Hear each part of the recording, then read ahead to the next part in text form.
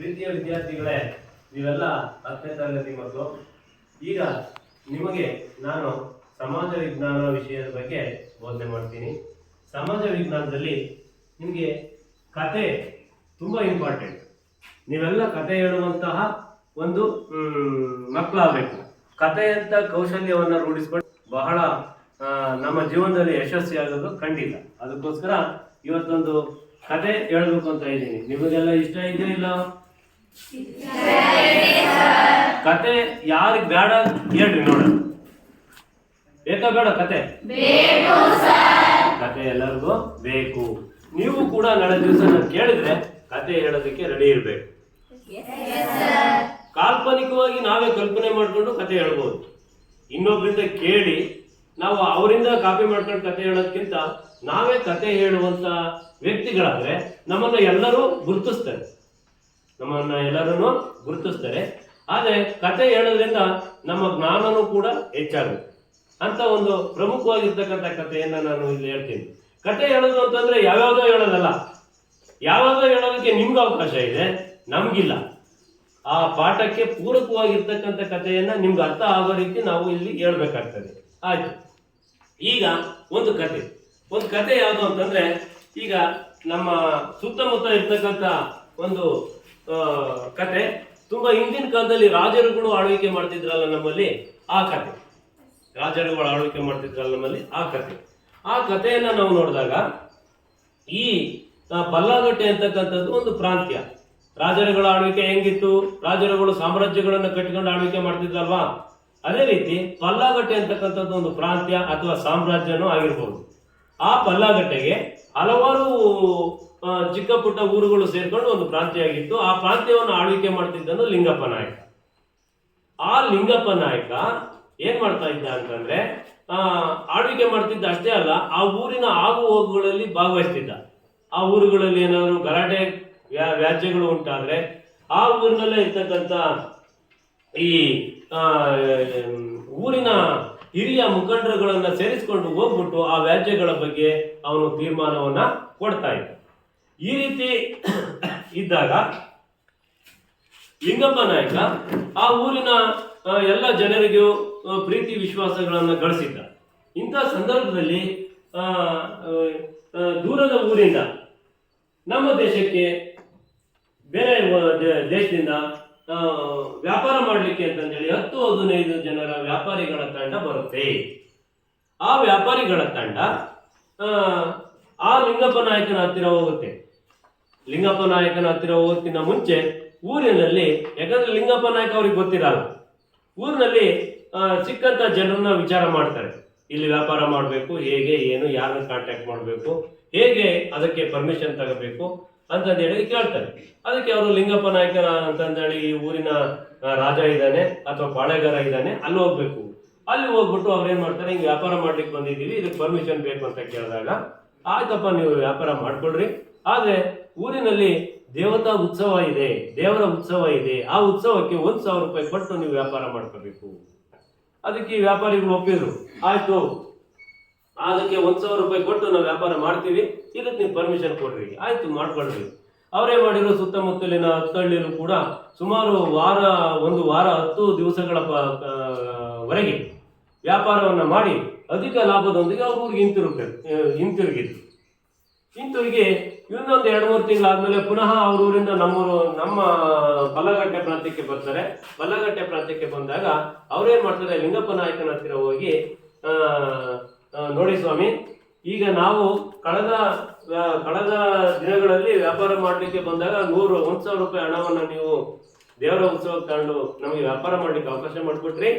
ಈಗ ನಮ್ಗೆ ಅದಕ್ಕಿಂತಲೂ ಕಡಿಮೆ ಹಣವನ್ನ ತಗೊಂಡು ವ್ಯಾಪಾರ ಮಾಡ್ಲಿಕ್ಕೆ ಅವಕಾಶ ಮಾಡಿಕೊಡ್ರಿ.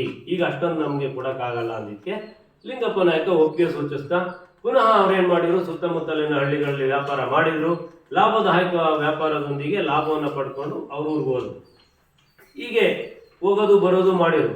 ಮೂರನೇ ಸಲ ಇವ್ರು ಬರ್ಬೇಕಾದ್ರೆ ಏನ್ ಮಾಡ್ತಾರೆ, ಒಂದು ದೊಡ್ಡ ವ್ಯಾಪಾರಿಗಳ ಗುಂಪೆ ಬಂದ್ಬಿಡುತ್ತೆ. ಆ ರೀತಿ ಬರ್ಬೇಕಾದ್ರೆ ಅವ್ರು ಏನ್ ಮಾಡ್ತಾರೆ, ಅವರ ರಕ್ಷಣೆಗೆ ಅಂತಂದೇಳಿ ಸೈನಿಕರುಗಳಿಂದ ಕೂಡಿದ ಒಂದು ಗುಂಪನ್ನ ಕರ್ಕೊಂಡು ನಮ್ಮ ದೇಶಕ್ಕೆ ಬರ್ತಾರೆ. ನಮ್ಮ ಪಲ್ಲಗಟ್ಟೆ ಪ್ರಾಂತ್ಯಕ್ಕೆ, ತಲೆಮಾರುಗ ಪಲ್ಲಗಟ್ಟೆ ಪ್ರಾಂತ್ಯಕ್ಕೆ ಬರ್ತಾರೆ. ಅಲ್ಲಿ ಬಂದಾಗ ಅವ್ರೇನ್ ಮಾಡ್ತಾರೆ, ಈ ಸಲ ಈ ಪಲ್ಲಗಟ್ಟೆ ಜೊತೆಗೆ ಇನ್ನೆರಡು ಪ್ರಾಂತ್ಯಗಳನ್ನು ಕೂಡ ಆ ಜನರ ವಿಶ್ವಾಸವನ್ನು ಗಳಿಸಿಕೊಂಡು ವ್ಯಾಪಾರ ಮಾಡಲಿಕ್ಕೆ ಹೋಗ್ತಾರೆ, ವ್ಯಾಪಾರ ಮಾಡ್ತಾರೆ. ಅಷ್ಟೇ ಅಲ್ಲ, ಅಲ್ಲಿಯೂ ಕೂಡ ವ್ಯಾಪಾರದ ಕೇಂದ್ರಗಳನ್ನ, ಅಂದ್ರೆ ವ್ಯಾಪಾರ ಕೊಠಡಿಗಳನ್ನ ತಾವು ಮಾಡಿದ ಸರಕುಗಳನ್ನ ಸ್ಟೋರೇಜ್ ಮಾಡ್ಕೊಳ್ಳೋದಕ್ಕೆ ಕೊಠಡಿಗಳನ್ನ ತಗೊಂಡು ಮಾಡ್ತಾರೆ. ಇಂಥ ಸಂದರ್ಭದಲ್ಲಿ ಈ ಲಿಂಗಪ್ಪ ನಾಯಕ ಒಂದು ತಪ್ಪು ಮಾಡ್ತಾನೆ. ಏನಂತ, ಗಾಜನೂರಿನ ಕೆಲವು ಸಣ್ಣ ಗ್ರಾಮಗಳಲ್ಲಿ ಇವನೇನ್ ಮಾಡ್ತಾನೆ, ವ್ಯಾಪಾರಸ್ಥರಿಗೆ ತೆರಿಗೆಗಳನ್ನು ವಸೂಲಿ ಮಾಡೋದಕ್ಕೆ ಹೇಳ್ಕೊಡ್ತಾನೆ. ಈ ರೀತಿ ಆದಾಗ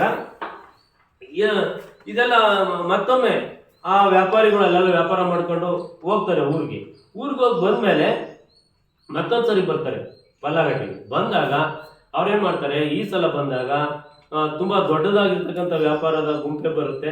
ಅವರು ವ್ಯಾಪಾರ ಮಾಡೋದು ಈ ಸಲ ಏನೋ ಬರೀ ಸಾಂಬಾರು ಪದಾರ್ಥಗಳಲ್ಲ, ಮತ್ತೆ ಹಣ್ಣು ತರಕಾರಿಗಳು ಬೇಳೆಗಳನ್ನು ಕೂಡ ಮತ್ತೆ ಸಾಂಬಾರು ಪದಾರ್ಥಗಳನ್ನು ಕೂಡ ಕೊಂಡ್ಕೊಳ್ತಾರೆ. ಅಷ್ಟೇ ಅಲ್ಲ, ಅವ್ರು ಮೊದಲು ಮಾಡ್ತಿದ್ದು ಬಟ್ಟೆ ವ್ಯಾಪಾರ.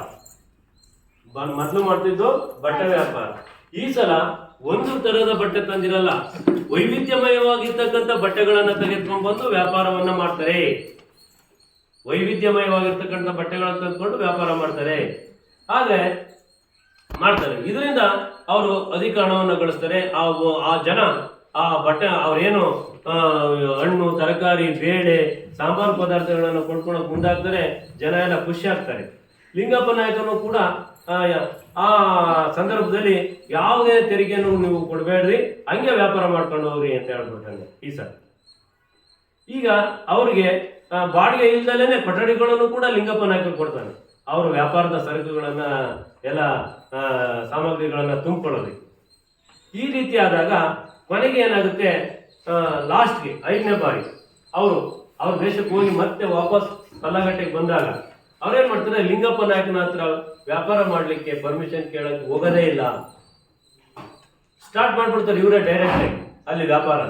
ಇದರಿಂದ ಲಿಂಗಪ್ಪ ನಾಯಕ ವಿಚಲಿತನಾದ, ಆಶ್ಚರ್ಯಚಕಿತನೂ ಆದ. ಮತ್ತೆ ಅವರನ್ನು ಪ್ರಶ್ನಿಸ್ತ, ನನ್ನ ಕೇಳ್ದಲ್ಲೇ ನೀವು ಹೆಂಗೋ ವ್ಯಾಪಾರ ಮಾಡ್ತಾ ಇದ್ದೀರಾ ಇವಾಗ ಅಂತಂದ್ರೆ. ಆ ಸಂದರ್ಭದಲ್ಲಿ ದೊಡ್ಡ ಜಗಳನೇ ಆಗ್ಬಿಡುತ್ತೆ ವ್ಯಾಪಾರಿಗಳಿಗೆ ಮತ್ತೆ ಜನರಿಗೆ. ಆ ದೊಡ್ಡ ಜಗಳ ಆದಾಗ ಅಲ್ಲಿ ಒಂದು 9 ಜನ ಗಾಯಗೊಳ್ತಾರೆ, ಅನೇಕ ಜನ ಪ್ರಾಣ ಕಳ್ಕೊತಾರೆ. ಇಂಥ ಸಂದರ್ಭದಲ್ಲಿ ಲಿಂಗಪ್ಪ ನಾಯಕನು ಕೂಡ ಸತ್ತೋಗ್ಬಿಡ್ತಾನೆ. ಯಾವಾಗ ಲಿಂಗಪ್ಪ ನಾಯಕ ಸತ್ತೋಗ್ತಾನೆ, ಊರಿನ ಮುಖಂಡ ಯಾರಿಲ್ಲಿ, ಪಲ್ಲಗಟ್ಟೆ ಪ್ರಾಂತ್ಯದ ಮುಖಂಡ ಯಾವಾಗ ಲಿಂಗಪ್ಪ ನಾಯಕ ಸತ್ತು ಹೋಗ್ತಾನೆ, ಈ ವ್ಯಾಪಾರಿಗಳು ನೇರವಾಗಿ ಪಲ್ಲಗಟ್ಟೆ ಪ್ರಾಂತ್ಯದ ಆಳ್ವಿಕೆಯನ್ನ ತಮ್ಮ ಕೈಗೆ ತಗೋತಾರೆ. ಅಷ್ಟೇ ಅಲ್ಲ, ತಗೊಂಡು ಪಲ್ಲಗಟ್ಟೆ ಪ್ರಾಂತ್ಯದ ಜನರನ್ನ ತಮ್ಮ ಹಿಡಿತದಲ್ಲಿ ಇಟ್ಕೊಂತಾರೆ. ಪಲ್ಲಗಟ್ಟೆ ಪ್ರಾಂತ್ಯದಾದ್ಯಂತ ತೆರಿಗೆ ವಸೂಲಿ ಮಾಡುವಂತ ಕೆಲಸ ಇವರೇ ಮಾಡ್ತಾರೆ. ಲಿಂಗಪ್ಪ ನಾಯಕ ಮಾಡ್ತಿದ್ದಂತ ಹಳ್ಳಿ ಜನರಲ್ಲಿ ವ್ಯಾಜ್ಯಗಳು ಉಂಟಾದಾಗ ಲಿಂಗಪ್ಪ ನಾಯಕ ಏನು ವ್ಯಾಜ್ಯ ಬಗೆಹರಿಸ್ತಿದ್ನಲ್ಲ ಅದನ್ನ ಇವರೇ ಮಾಡಕ್ ಶುರು ಮಾಡ್ಕೊಳ್ತಾರೆ. ಅಷ್ಟೇ ಅಲ್ಲ, ಕೆಲವೊಂದು ನಿಯಮಗಳನ್ನ ಮಾಡಿ ಆ ಪಲ್ಲಗಟ್ಟೆ ಪ್ರಾಂತ್ಯದ ಜನರಿಗೆ ಈ ನಿಯಮಗಳಿಗೆ ನೀವು ಬದ್ಧರಾಗಿರ್ಬೇಕು, ನಿಯಮಗಳನ್ನ ಫಾಲೋ ಮಾಡಬೇಕು ಅಂತಂದೇಳಿ ಆದೇಶಿಸ್ತಾರೆ. ಮಕ್ಕಳೇ, ಇದುವರೆಗೂ ಕತೆ ಕೇಳಿದ್ರಿ. ಈ ಕತೆ ಚೆನ್ನಾಗಿತ್ತ ಇಲ್ವೋ? ಚೆನ್ನಾಗಿತ್ತು. ಹಾಗಾದ್ರೆ ನಮ್ಮ ಪ್ರಪಂಚದಲ್ಲಿ ಎಷ್ಟು ಖಂಡಗಳಿದ್ದಾವೆ? 7 ಖಂಡಗಳಿದ್ದಾವೆ. ಸರಿ, 7 ಖಂಡಗಳು ಎಲ್ಲೆಲ್ಲಿದ್ದಾವೆ ತೋರಿಸ್ತೀರಾ ಮ್ಯಾಪ್ ಅಲ್ಲಿ? 7 ಖಂಡಗಳು ಎಲ್ಲೆಲ್ಲಿದ್ದಾವೆ ಅಂತ ಮ್ಯಾಪ್ ಅಲ್ಲಿ ತೋರಿಸ್ತೀರಾ? ಯಾರಾದ್ರೂ ಬನ್ನಿ, ಬೇಗ ಯಾರಾದ್ರೂ ಬನ್ನಿ, ಧೈರ್ಯವಾಗಿ ಬರ್ಬೇಕು. ಅದು ತಪ್ಪಾದ್ರೂ ನಾನು ಹೇಳ್ಕೊಡ್ತೀನಿ. ಬರ್ತೀರಾ? ಬನ್ನಿ ಬನ್ನಿ.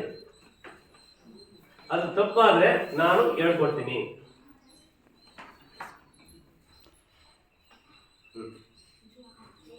ಜೋರಾಗಿ ಹೇಳು. ಅದು ಏಷ್ಯಾ ಖಂಡ. ಆಮೇಲೆ ಇದು ಆಫ್ರಿಕಾ. ಇದು ಏಷ್ಯಾ. ನೋಡಿ, ಇಲ್ಲಿಂದ ಇದೆಲ್ಲ ಇದೆ, ಇದೇನಿದೆ ಇದು ಆಫ್ರಿಕಾ. ಈ ಪೂರ್ತಿ ನಮ್ಮ ಇಂಡಿಯಾನು ಸೇರಿ ಈ ಮಣ್ಣಿನ ಕಲರ್ ಏನಿದೆ ಇದೆಲ್ಲ ಏಷ್ಯಾ. ಇದು ಈ ಚಿಕ್ಕ ಖಂಡ ಇದೆಯಲ್ಲ ಇದು ಆಸ್ಟ್ರೇಲಿಯಾ. ಮತ್ತೆ ಇದು ಉತ್ತರ ಅಮೆರಿಕ, ಮತ್ತೆ ಇಲ್ಲಿರೋದು ಈ ಆಫ್ರಿಕಾದ ಮೇಲಿರೋದು ಇದು ಯುರೋಪ್, ಇದೇ ಯುರೋಪ್, ಮತ್ತೆ ಇದು ದಕ್ಷಿಣ ಅಮೆರಿಕ, ಇದು ಅಂಟಾರ್ಟಿಕಾ.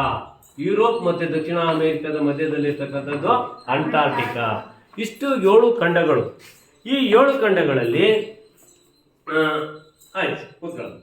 ಈ 7 ಖಂಡಗಳಲ್ಲಿ ನಮ್ಮ ಒಂದು ಭಾರತಕ್ಕೆ ಬಂದಂತ ವ್ಯಾಪಾರಿಗಳು ಯಾವ ಖಂಡಕ್ಕೆ ಸೇರಿದರು?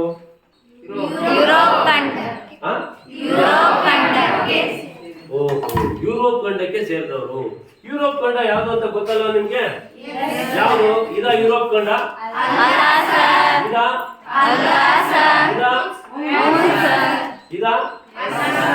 ಈ ಯುರೋಪ್ ಖಂಡದಿಂದ ಬಂದವರು ಅವರು ಅಲ್ವಾ? ಹಾಗಾದ್ರೆ ಭಾರತ ಯಾವ ಖಂಡದಲ್ಲಿದೆ? ಏಷ್ಯಾ ಖಂಡದಲ್ಲಿ ಇದೆ. ಹಾಗಾದ್ರೆ ನಮ್ಮ ಭಾರತಕ್ಕೆ ಯಾವ ಖಂಡದಿಂದ ವ್ಯಾಪಾರಕ್ಕೆ ಬಂದ್ರು? ಯುರೋಪ್ ಖಂಡದಿಂದ ವ್ಯಾಪಾರಕ್ಕೆ ಬಂದ್ರು. ಈ ಸಂದರ್ಭದಲ್ಲಿ ಈ ಯುರೋಪ್ ಮತ್ತೆ ಭಾರತದ ನಡುವೆ ವ್ಯಾಪಾರ ಅಂತಕ್ಕಂಥದ್ದು ಇವತ್ತು ನೆನ್ನೆ ನಡೆದಿದ್ದಲ್ಲ. ತುಂಬಾ ಬಹಳ ಪುರಾತನ ಕಾಲದಿಂದಲೂ ಕೂಡ ನಡೀತು. ತಮ್ಮ ಪುರಾತನ ಕಾಲದಿಂದಲೂ ನಡೆದಾಗ ಭಾರತ ಮತ್ತು ಯುರೋಪಿನ ಮಧ್ಯೆ ವ್ಯಾಪಾರ ಮಾಡಬೇಕಾದ್ರೆ ಮುಖ್ಯವಾಗಿ ಯಾವ ಯಾವ ವಸ್ತುಗಳಿಗೆ ಯುರೋಪ್ನ ಜನರಿಂದ ಬೇಡಿಕೆ ಇತ್ತಪ್ಪ ಅಂತಂದ್ರೆ ನಿಮಗೆ ಗೊತ್ತೇ ಇದೆ. ಏಲಕ್ಕಿ, ಜೀರಿಗೆ, ಚಕ್ಕೆ, ಮತ್ತೆ ದಾಲ್ಚಿನ್ನಿ ಚಕ್ಕೆ ಒಂದೇನೆ, ಮೆಣಸು, ಇಂಥ ಶುಂಠಿ, ಮೆಣಸು, ಏಲಕ್ಕಿ ಮತ್ತೆ ದಾಲ್ಚಿನ್ನಿ ಮತ್ತೆ ಮೆಣಸಿನಕಾಯಿ, ಇಂಥ ಒಂದು ಸಾಂಬಾರು ಪದಾರ್ಥಗಳಿಗೆ ಯುರೋಪ್ನಲ್ಲಿ ಅಧಿಕ ಬೇಡಿಕೆ ಇತ್ತು. ಅವುಗಳನ್ನ ನಮ್ಮ ಭಾರತದಿಂದ ತೆಗೆದುಕೊಂಡು ಹೋಗಿ ಅಲ್ಲಿ ಮಾರಾಟ ಮಾಡಬೇಕು ಹೆಚ್ಚಿನ ಬೆಲೆಗೆ, ಆಮೇಲೆ ನಾವು ಶ್ರೀಮಂತರಾಗಬೇಕು ಅನ್ನೋ ದೃಷ್ಟಿಯಿಂದನೇ ಅವರು ನಮ್ಮ ಭಾರತಕ್ಕೆ ಬಂದ್ರು. ಈ ರೀತಿ ಬಂದಾಗ ಎರಡು ವಿಧದ ಜನ ಏನ್ ಮಾಡ್ತಾರೆ? ಎರಡು ವಿಧದ ವ್ಯಾಪಾರಿಗಳು ಇಂಥ ಒಂದು ವ್ಯಾಪಾರವನ್ನ ಮಾಡ್ತಾ ಹೋಗ್ತಾರೆ. ನೋಡಿ, ಇದೇನೆ ಶುಂಠಿ, ಏಲಕ್ಕಿ, ಜೀರಿಗೆ, ಮೆಣಸು ಮತ್ತೆ ಚಕ್ಕೆ, ಮೆಣಸಿನಕಾಯಿ, ಇವು ಸಾಂಬಾರು ಪದಾರ್ಥಗಳು. ನೋಡಿ, ಇವುಗಳನ್ನ ವ್ಯಾಪಾರ ಮಾಡಲಿಕ್ಕೆ ನಮ್ಮ ಭಾರತಕ್ಕೆ ಅವರು ಬರ್ತಾರೆ. ಈ ರೀತಿ ಬಂದಾಗ ಅವರು ಬಂದಿದ್ದು ಬರೀ ಒಂದು ದೇಶದ ವ್ಯಾಪಾರಿಗಳು ಬರಲಿಲ್ಲ, ಯುರೋಪಿನ ಹಲವು ದೇಶಗಳ ವ್ಯಾಪಾರಿಗಳು ಬರ್ತಾರೆ. ಈ ವ್ಯಾಪಾರಿಗಳು ಎರಡು ವಿಧದ ವ್ಯಾಪಾರಿಗಳು ಇರ್ತಾರೆ ಅಲ್ಲಿ. ಯಾರ್ಯಾರು ಅಂತಂದ್ರೆ ಅರಬ್ ವ್ಯಾಪಾರಿಗಳು ಮತ್ತೆ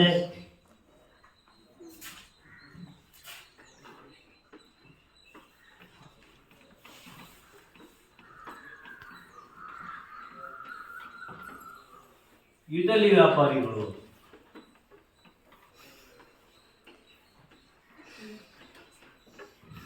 ಹಾಗಾದ್ರೆ ಇವತ್ತಿನ ದಿವಸ ನಾವು ಭಾರತಕ್ಕೆ ಯುರೋಪಿಯನ್ನರ ಆಗಮನ ಪಾಠದ ಬಗ್ಗೆ ತಿಳ್ಕೊಳ್ಳೋಣ.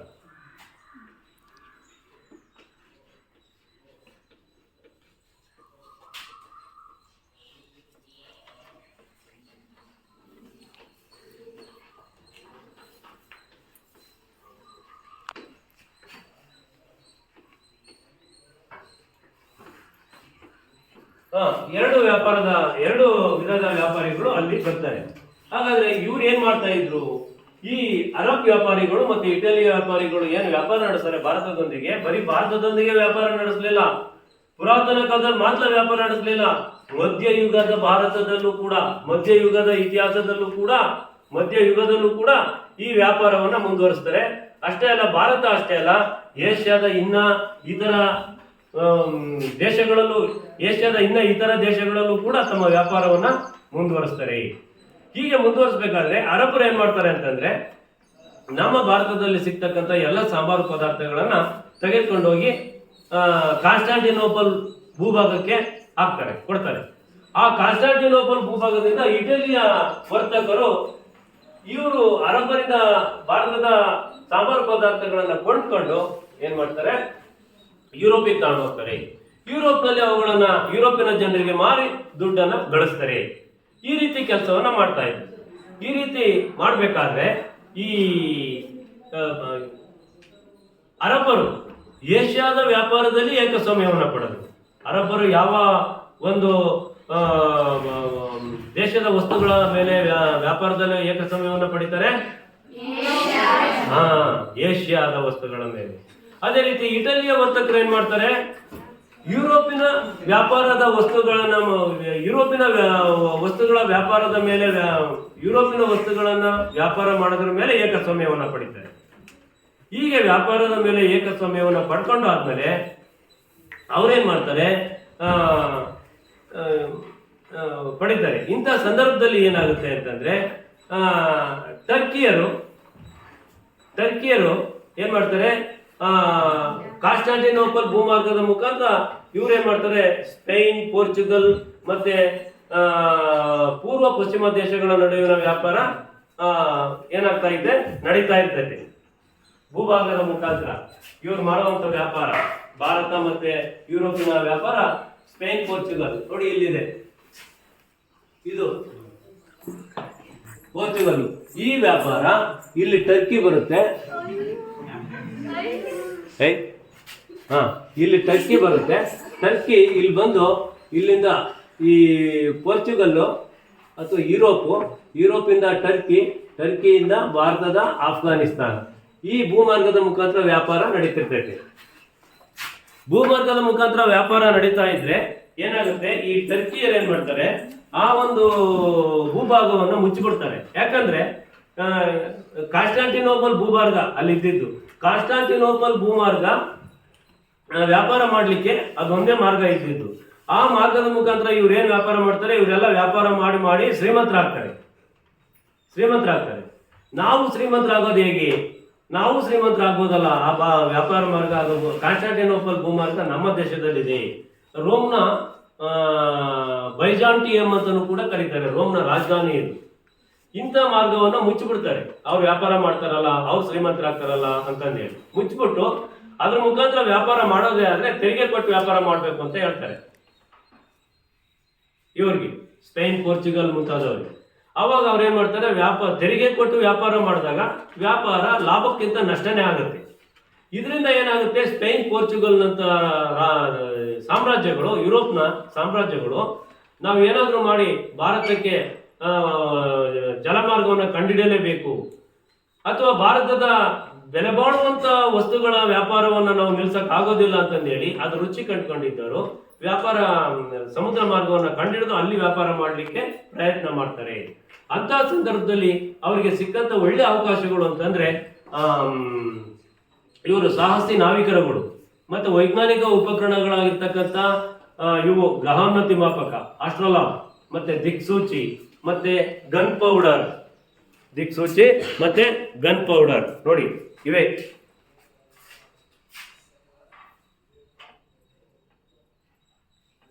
ನೋಡಿ ದಿಕ್ಸೂಚಿ, ಆಸ್ಟ್ರೋಲಾಬ್, ಗ್ರಹೋನ್ನತಿ ಮಾಪಕ, ಇವುಗಳನ್ನ ಕಂಡುಹಿಡಿಯಲ್ಪಡ್ತೈತೆ ಅವಾಗ ವಿಜ್ಞಾನಿಗಳಿಂದ.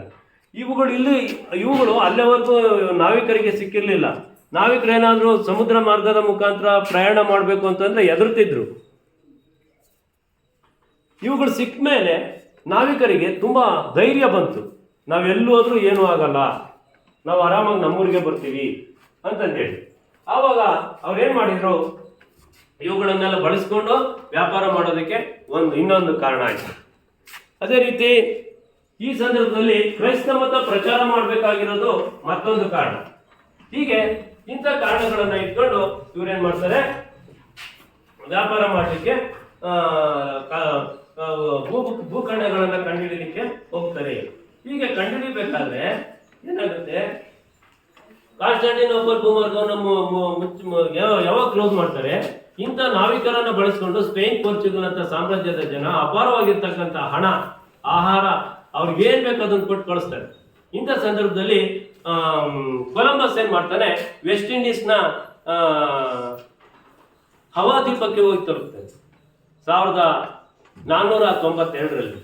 ವಾಸ್ಕೋ ಡಿ ಗಾಮ ಏನ್ ಮಾಡ್ತಾನೆ 1498ರಲ್ಲಿ ಭಾರತದ ಗಲ್ಲಿಕೋಟೆಯ ಕಾಪಡ್ ಪ್ರದೇಶಕ್ಕೆ ಬಂದು ತಲುಪ್ತಾನೆ. ನೋಡಿ,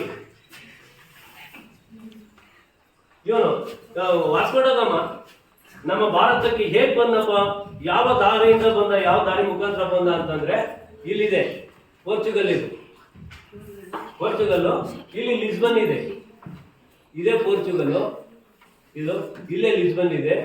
ಇಲ್ಲಿಂದ ಹೊರಟು ಈ ಉತ್ತರ ಅಟ್ಲಾಂಟಿಕ್ ಮಹಾಸಾಗರದ ಮುಖಾಂತರ, ದಕ್ಷಿಣ ಅಟ್ಲಾಂಟಿಕ್ ಮಹಾಸಾಗರದ ಮುಖಾಂತರ ಆಫ್ರಿಕಾದ ಕೇಪ್ ಆಫ್ ಗುಡೌ ಭೂಶಿರವನ್ನು ಸುತ್ತುವರ್ಕೊಂಡು ಏನ್ ಮಾಡ್ತಾನೆ, ಪುನಃ ಏನ್ ಮಾಡ್ತಾನೆ, ಹಿಂದೂ ಮಹಾಸಾಗರಕ್ಕೆ ಬಂದು, ಅದಾದ್ಮೇಲೆ ಅರಬ್ಬಿ ಸಮುದ್ರಕ್ಕೆ ಬಂದು, ಅರಬ್ಬಿ ಸಮುದ್ರಕ್ಕೆ ಬಂದಾಗ ನಮ್ಮ ದೇಶ ಸಿಗುತ್ತೆ.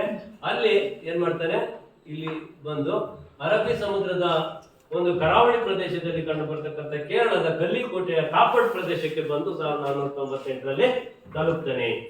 ಈ ಒಂದು ಸಂದರ್ಭದಲ್ಲಿ ಏನು ಬಂದು ತಲುಪ್ತಾನೆ, ಆವಾಗ ಇವನಿಂದ ಪ್ರೇರಿತರಾದ, ಇವನ ಸಾಧನೆಯಿಂದ ಪ್ರೇರಿತರಾದ ಅನೇಕ ಯುರೋಪಿನ ದೇಶದ ಜನರು ಏನ್ ಮಾಡ್ತಾರೆ, ನಮ್ಮ ಭಾರತಕ್ಕೆ ಬರೋದಕ್ಕೆ ಪ್ರಾರಂಭ ಮಾಡ್ತಾರೆ.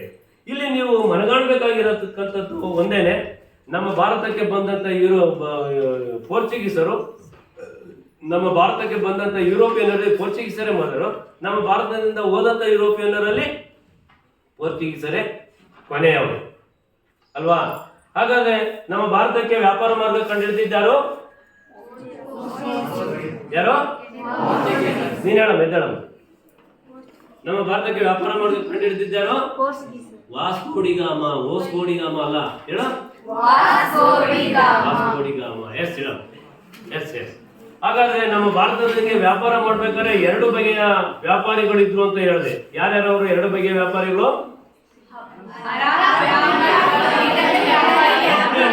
ಒಬ್ರು ಹೇಳ್ರಿ, ಹುಡುಗರು ಹೇಳ್ತೀರಾ?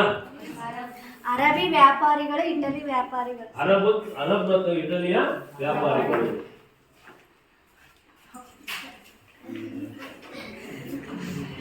ಅರಬ್ ಮತ್ತು ಇಟಲಿಯ ವ್ಯಾಪಾರಿಗಳು. ಮತ್ತೆ ಈಗ ನಮ್ಮ ಯುರೋಪಿನ ಜನರು ನಮ್ಮ ಭಾರತದ ಜೊತೆ ಯಾಕೆ ವ್ಯಾಪಾರ ಮಾಡ್ತಿದ್ರು? ಯಾಕೆ ವ್ಯಾಪಾರಿಗಳು ಭಾರತದ ಜೊತೆ ವ್ಯಾಪಾರ ಮಾಡೋದಕ್ಕೆ ಯಾಕೆ ಆಸಕ್ತಿದಾಯಕರಾಗಿದ್ರು ಯುರೋಪಿಯನ್ನರು? ಲಾಭವನ್ನು ತಂದುಕೊಡ್ತಿದ್ದಂತ ವಸ್ತುಗಳು ಯಾವ ನಮ್ಮ ಭಾರತದಲ್ಲಿ ಯುರೋಪಿಯನ್ನರಿಗೆ? ಸಾಂಬಾರು ಪದಾರ್ಥಗಳು. ಅದೇ ರೀತಿ ಈಗ ವ್ಯಾಪಾರವನ್ನು ಮಾಡೋದಕ್ಕೆ ಪ್ರಾರಂಭ ಮಾಡ್ತಾರೆ. ಇದಾದ್ಮೇಲೆ ಏನಾಗುತ್ತೆ, ಈ ಪೋರ್ಚುಗೀಸರಲ್ಲಿ ವಾಸ್ಕೋ ಡಿ ಗಾಮ ತನ್ನ ಒಂದು ಕೆಲಸವಾಗಿರ್ತಕ್ಕಂಥ ಭಾರತಕ್ಕೆ ಸಮುದ್ರ ಮಾರ್ಗವನ್ನು ಕಂಡುಹಿಡಿದು ಹೋಗ್ತಾನೆ. ಕಂಡುಹಿಡಿದು ಹೋದ್ಮೇಲೆ ಭಾರತಕ್ಕೆ ಮತ್ತೊಮ್ಮೆ ಪೋರ್ಚುಗಲ್ನಿಂದ ಬಂದಂತ ವ್ಯಕ್ತಿ ಯಾರಪ್ಪ ಅಂತಂದ್ರೆ ಫ್ರಾನ್ಸಿಸ್ಕೋ ಡಿ ಅಲ್ಮೆಡಾ. ಇವನು ಭಾರತದ ವೈಸ್ರಾಯಿಯಾಗಿ ಬರ್ತಾನೆ. Francisco D ಅಲ್ಮೆಡಾ.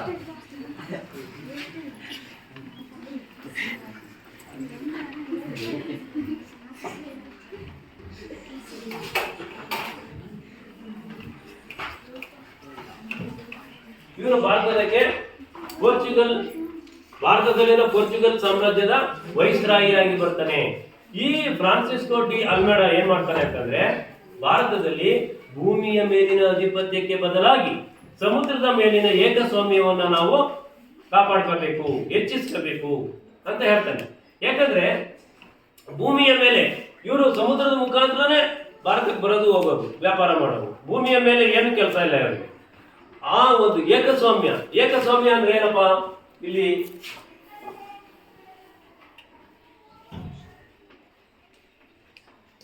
ಏಕಸ್ವಾಮ್ಯ ಅಂತಂದ್ರೆ ಭಾರತದೊಂದಿಗಿನ ಸಾಂಬಾರು ಪದಾರ್ಥಗಳ ವ್ಯಾಪಾರವನ್ನ ನಾವು ಒಬ್ಬರೇ ಮಾಡ್ಬೇಕು. ನಮ್ಮನ್ನು ಬಿಟ್ಟು ಯಾರು ಅಲ್ಲಿ ವ್ಯಾಪಾರ ಮಾಡಂಗಿಲ್ಲ, ವ್ಯಾಪಾರ ಮಾಡಕ್ ಬಿಟ್ಕೊಳಂಗಿಲ್ಲ. ಆ ರೀತಿಯ ವ್ಯಾಪಾರ ಮಾಡಕ್ ಬಿಟ್ಕೊಳಂಗಿಲ್ಲ ಅಂದ್ರೆ ನೌಕಾಶಕ್ತಿಯನ್ನ ಬಲಪಡಿಸ್ಕೋಬೇಕು, ನೌಕೆಗಳನ್ನ ಕಟ್ಟಬೇಕು ಅಂತಂದೇಳಿ ಪ್ರಯತ್ನ ಮಾಡ್ತಾನೆ. ಭೂಮಿಯ ಮೇಲಿನ ಅಧಿಪತ್ಯಕ್ಕೆ ಬದಲಾಗಿ ನೌಕಾ ಶಕ್ತಿಯನ್ನ ಬಲಪಡಿಸಿಕೊಂಡು ನಾವು ಸಮುದ್ರ ಮಾರ್ಗದ ವ್ಯಾಪಾರದ ಮೇಲೆ ಏಕಸ್ವಾಮ್ಯವನ್ನ ಪಡಿಬೇಕು ಅಂತಂದು ಹೇಳಿ ಅವನೇನ್ ಮಾಡ್ತಾನೆ, ನೀಲಿ ನೀರಿನ ನೀತಿಯನ್ನ ಜಾರಿಗೆ ತರ್ತಾನೆ.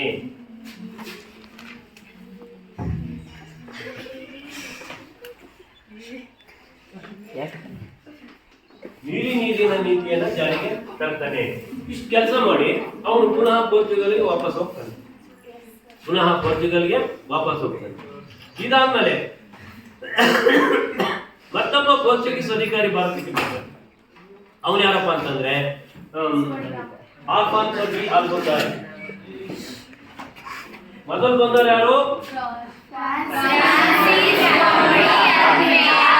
ಪೋರ್ಚುಗಲ್ನಿಂದ ಭಾರತಕ್ಕೆ ಮೊದಲು ಬಂದಂತ ಪೋರ್ಚುಗಲ್ನ ವೈಸ್ರಾಯ್ ಅಂತಂದೇಳಿ ಕರೀತಾರಲ್ಲ, ಅವ್ರು ಯಾರು?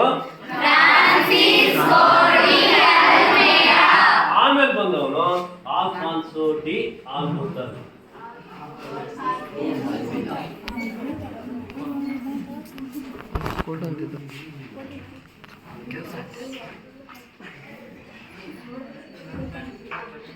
ಆಲ್ಫಾನ್ಸೋ ಡಿ ಆಲ್ಬುಕರ್ಕ್ ಅಂತಂದು ಹೇಳಿ ಇವನೇನ್ ಮಾಡ್ತಾನೆ, ಭಾರತಕ್ಕೆ ಬಂದವನೇ ಬಿಜಾಪುರ ಸುಲ್ತಾನನಿಂದ ಗೋವಾವನ್ನ ಗೆದ್ಕೊಂತಾನೆ. ಯಾರಿಂದ ಗೋವಾ ಗೆದ್ಕೊಂತಾನೆ? ಬಿಜಾಪುರ ಸುಲ್ತಾನದಿಂದ. ಹೇಳ ಲೇ ಯಾರಿಲ್ಲಿ ಆಕಾಶ, ಹೇಳ ಯಾರಿಂದ ಗೋವಾ ಗೆದ್ಕೊಂತಾನೆ?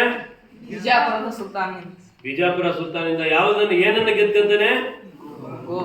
ಗೋವಾವನ್ನ ಗೆದ್ಕೊಂಡು ಏನ್ ಮಾಡ್ತಾನೆ, ಪೋರ್ಚುಗೀಸ್ ಸಾಮ್ರಾಜ್ಯದ ಆಡಳಿತದ ಕೇಂದ್ರವನ್ನಾಗಿ, ಭಾರತದಲ್ಲಿನ ಪೋರ್ಚುಗೀಸ್ ಸಾಮ್ರಾಜ್ಯದ ಆಡಳಿತದ ಕೇಂದ್ರವನ್ನಾಗಿ ಮಾಡ್ಕೊತಾನೆ. ಇಷ್ಟು ಮಾಡಿದ್ಮೇಲೆ ಅವನೇನ್ ಮಾಡ್ತಾನೆ, ಅವನನ್ನ ಭಾರತದಲ್ಲಿನ ಪೋರ್ಚುಗೀಸ್ ಸಾಮ್ರಾಜ್ಯದ ಸ್ಥಾಪಕ ಅಂತಂದೇಳಿ ಕರೀತಾರೆ ಅವನನ್ನ. ಇದಾದ್ಮೇಲೆ ಏನಾಗುತ್ತೆ ಅಂತಂದ್ರೆ ಅವನು ಇದಕ್ಕೆ ಪೋರ್ಚುಗೀಸ್ ಸಾಮ್ರಾಜ್ಯದ ಸ್ಥಾಪಕ ಆದ್ಮೇಲೆ ಅವನು ಹೀಗೆ ಸುಮಾರು 100 ವರ್ಷಗಳ ಕಾಲ ಈ ಸಮುದ್ರ ಮಾರ್ಗವನ್ನ ಏನು ವಾಸ್ಕೋ ಡಿ ಗಾಮಾ ಕಂಡಿಡ್ತಾನೆ, ಆ ಸಮುದ್ರ ಮಾರ್ಗದ ಮುಖಾಂತರ ಬಂದು 100 ವರ್ಷಗಳ ಕಾಲ ಭಾರತದಲ್ಲಿ ವ್ಯಾಪಾರ ಅಂತದ್ದನ್ನ ಮಾಡ್ಕೊಂಡು ಬರ್ತಾರೆ.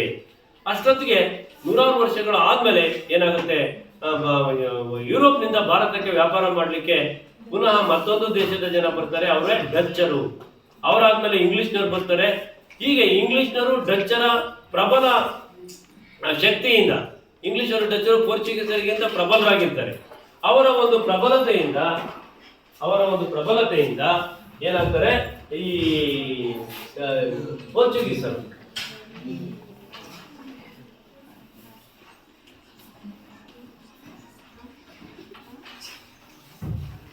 ಎಷ್ಟೇ ಪ್ರಬಲರಾದ್ರೂ ಕೂಡ ಮೂಲೆ ಗುಂಪಾಗಬೇಕಾಗುತ್ತೆ, ಅವನತಿಯನ್ನ ಹೊಂದ್ತಾರೆ. ಆಮೇಲೆ ಅವ್ರು ಬಂದ್ಮೇಲೆ ಡಚ್ಚರು ಏನ್ ಮಾಡ್ತಾರೆ, ಈ ಪೋರ್ಚುಗೀಸರನ್ನ ಅವನತಿಗೊಳಿಸಿ ತಾವು ಅಲ್ಲಿ ವ್ಯಾಪಾರ ಮಾಡ್ಬೇಕು ಅಂತಂದೇಳಿ ಪ್ರಯತ್ನ ಮಾಡ್ತಾರೆ. ಅವರು ವ್ಯಾಪಾರ ಮಾಡ್ಲಿಕ್ಕೆ ಪ್ರಯತ್ನ ಮಾಡಿದಾಗ ಆ ಡಚ್ಚರು ಭಾರತದಲ್ಲಿ ಎಲ್ಲೆಲ್ಲಿ ವ್ಯಾಪಾರ ಕೇಂದ್ರಗಳನ್ನ ಸ್ಥಾಪನೆ ಮಾಡ್ಕೊತಾರೆ ಅಂತಂದ್ರೆ 1602ರಲ್ಲಿ ಬಂದಂತ ಡಚ್ಚರು ಬ್ರೋಚ್, ಕ್ಯಾಂಬೆ, ಕೊಚ್ಚಿನ್, ನಾಗಪಟ್ಟಣ, ಮಚಲಿಪಟ್ಟಣ ಮುಂತಾದ ಪ್ರದೇಶದಲ್ಲಿ 1602ರಲ್ಲಿ ಬರ್ತಾರೆ ಡಚ್ಚರು.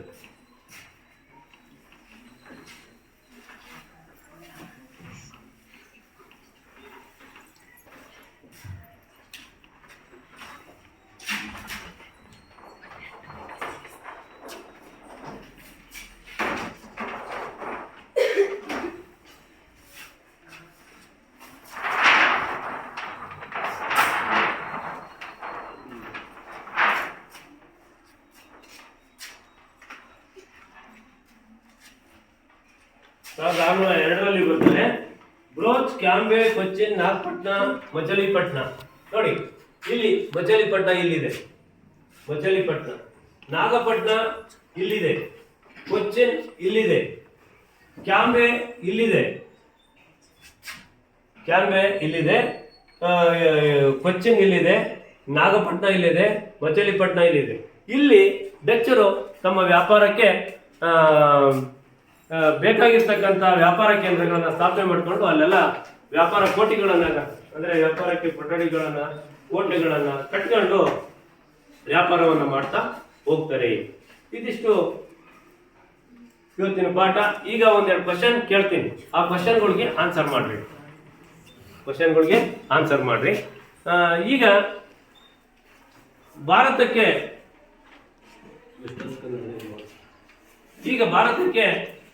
ಬಂದಂತ ಪೋರ್ಚುಗೀಸರು ಯಾರ್ಯಾರು?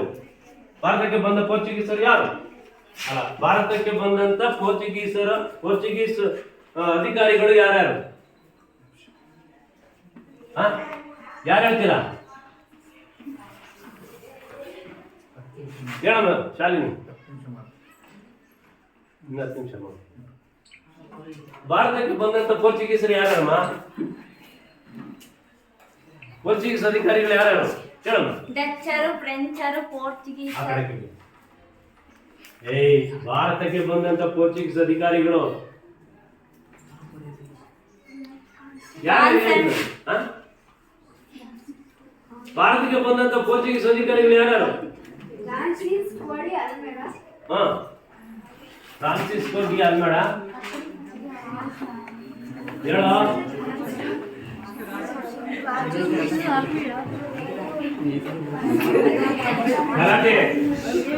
ಗಲಾಟೆ ಮಾಡಬಾರ್ದು, ಹೇಳಪ್ಪ. ಫ್ರಾನ್ಸಿಸ್ಕೋ ಡಿ ಅಲ್ಮೇಡ ಹೇಳ್ರೋ. Francisco de Almeida, Alfonso de Albuquerque.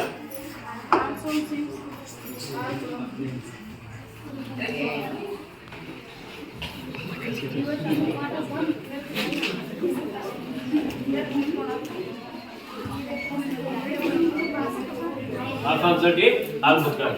ಈಗ ನಮ್ಮ ಭಾರತದಲ್ಲಿನ ಯಾವ ಯಾವ ಪದಾರ್ಥಗಳನ್ನ ಯುರೋಪಿಯನ್ನರು ತಗೊಂಡೋರು?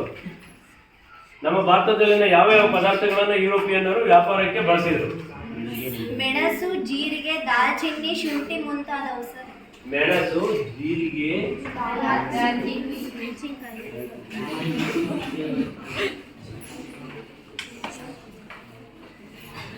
ದಾಲ್ಚಿನ್ನಿ, ಶುಂಠಿ ಮೊದಲಾದವು. ಇದಾದ್ಮೇಲೆ ನಮ್ಮ ಯುರೋಪಿಯನ್ನರು ಭಾರತ ಮತ್ತು ಯುರೋಪಿನ ಮಧ್ಯೆ ವ್ಯಾಪಾರ ಮಾಡಲಿಕ್ಕೆ ಇದ್ದಂತ ಯಾವ ಪ್ರದೇಶದಲ್ಲಿ ಭೂಮಾರ್ಗವನ್ನು ಮುಚ್ಚಿದ್ರು?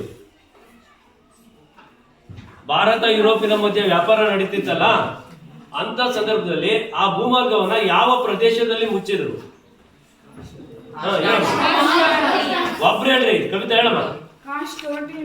ಕಾನ್ಸ್ಟಾಂಟಿನೋಪಲ್.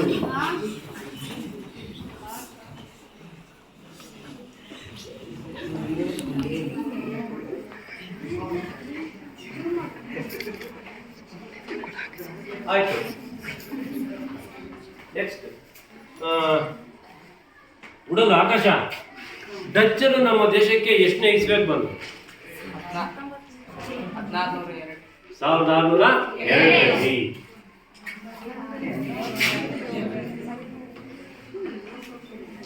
1602 ಬಂದ್ರು. ಇದಾದ್ಮೇಲೆ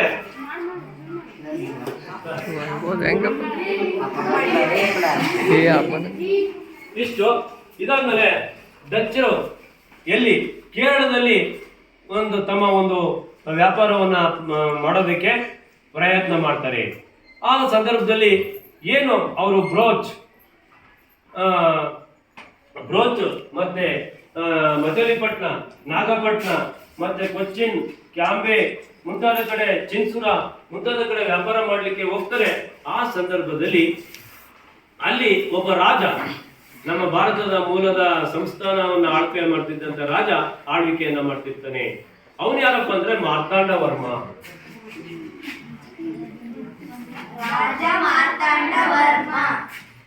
ಅದೇ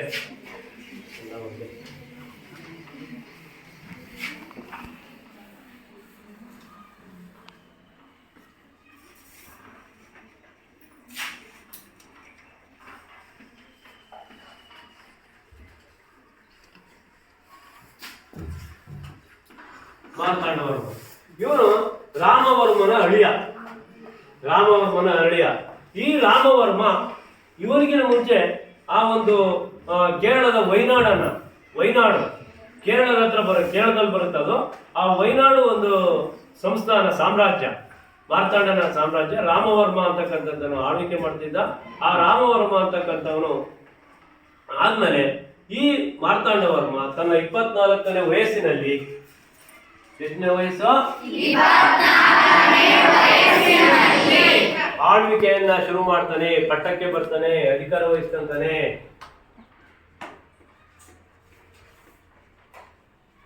ಆಳ್ವಿಕೆಯನ್ನ ಶುರು ಮಾಡ್ತಾನೆ. ಇವನು ಯಾರು? ಮಾರ್ತಾಂಡವರ್ಮ ಆಳ್ವಿಕೆಗೆ ಬಂದಾಗ ವೈನಾಡಿನ ಸುತ್ತಮುತ್ತ ಅನೇಕ ಸಂಸ್ಥಾನಗಳು ಸೇರ್ಕೊಂಡು ಈ ರಾಮವರ್ಮನನ್ನ ದುರ್ಬಲನನ್ನಾಗಿ ಮಾಡಿರ್ತಾರೆ, ದುರ್ಬಲ ರಾಜನನ್ನಾಗಿ ಮಾಡಿರ್ತಾರೆ. ರಾಮವರ್ಮ ಅಂತ ಪ್ರಬಲ ರಾಜನ ಆಗಿರ್ಲಿಲ್ಲ. ಹಾಗಾಗಿ ಈ ಮಾರ್ತಾಂಡವರ್ಮ ಯಾವಾಗ ಅಧಿಕಾರ ವಹಿಸ್ಕೊಂತಾನೆ ಅಂತಂದ್ರೆ 1729ರಿಂದ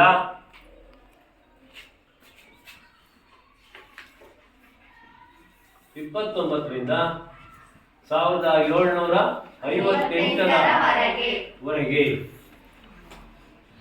ತಮ್ಮ 24ನೇ ವಯಸ್ಸಿನಲ್ಲಿ ಬಂದು 1729ರಿಂದ 58ರವರೆಗೆ ಆಳ್ವಿಕೆಯನ್ನು ವಹಿಸ್ಕೊಂತಾನೆ. ಹೀಗೆ ಆಳ್ವಿಕೆಯನ್ನು ವಹಿಸ್ಕೊಂಡಾಗ ಇವನು ವಹಿಸ್ಕೊಂತಾನೆ. ಇನ್ನು ಮುಂದಿನ ನಾವು ನೆಕ್ಸ್ಟ್ ಪೀರಿಯಡ್ ಅಲ್ಲಿ ನೋಡ್ಕೊಳ್ಳೋಣ. ಈಗ ಕೇರಳದಲ್ಲಿ ವೈನಾಡನ್ನ ಆಳ್ವಿಕೆ ಮಾಡ್ತಿದ್ದಂತ ರಾಜ ಯಾರು? ಮಾರ್ತಾಂಡವರ್ಮ ಎಷ್ಟನೇ ವಯಸ್ಸಲ್ಲಿ ರಾಜನಾದ?